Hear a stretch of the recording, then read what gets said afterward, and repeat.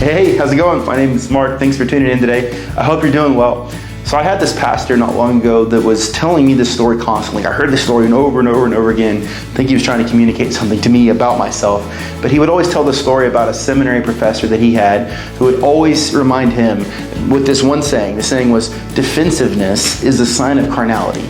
And he's trying to say, look, when you're defending yourself, your motives, your ideas, whatever that may be, it is a sign that you're operating out of the flesh. You're not operating in the Spirit, like we're commanded in Romans chapter 8, to live by the Spirit, to be controlled by the Holy Spirit, but instead you're operating out of human instinct, human tendency, not godly kind of behavior, which I'm guilty of, for sure. I want to defend myself, and I want to be heard, and I want people to understand where I'm coming from. And in reality, that's not always a Spirit-led position.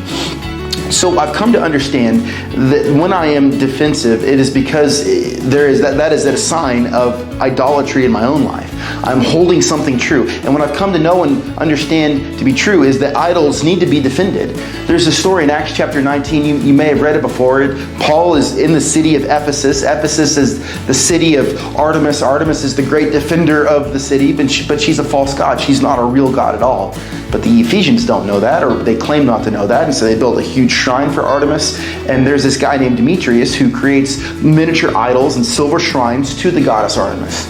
When Paul comes into Ephesus, he begins to say, look, gods made by human hands are not gods at all. And so Demetrius obviously takes offense to this. This threatens his business. This threatens his goddess Artemis. And so he calls all the workers together. And in Acts chapter 19, verses 27, he says this, there's danger not only that our trade will lose its good name, but also that the temple of the great goddess Artemis will be desecrated. And the goddess herself, who was worshipped throughout the province of Asia and the world, will be robbed of her divine majesty. In other words, she's fragile, and we have to protect her. So this goddess that is supposed to be the protector of Ephesus has to herself be protected. Doesn't seem like a God that I would want to follow. You know who doesn't have to be protected? Who doesn't have to be defended? Our great God. When King David would write about God and this God that he followed, he would say things like, He is my rock, He is my fortress, He is my refuge, He's the shelter that I run to. And in other words, He protects me, not me protecting Him. So I wonder in your life, what are the areas or instances or scenarios where you become defensive? Is it a behavior, or is it a hobby, a trait that you have? Is it something, a habit that you have a tendency to want to defend and explain away? Chances are, if you have to defend it, it's not from God. Because God doesn't have to be defended. He stands on His own, and He is righteous and holy and just and majestic whether people believe in Him or not.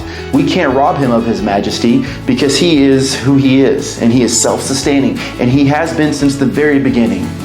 When we have to defend ourselves and our behavior, that is a great sign that there's some idolatry underneath the surface that we need to confess, and we need to begin to ask some friends and family members for some honesty as they look into our lives, so that we can be honest with ourselves and confess these things and be right with God, so that we can be led and controlled by the Holy Spirit.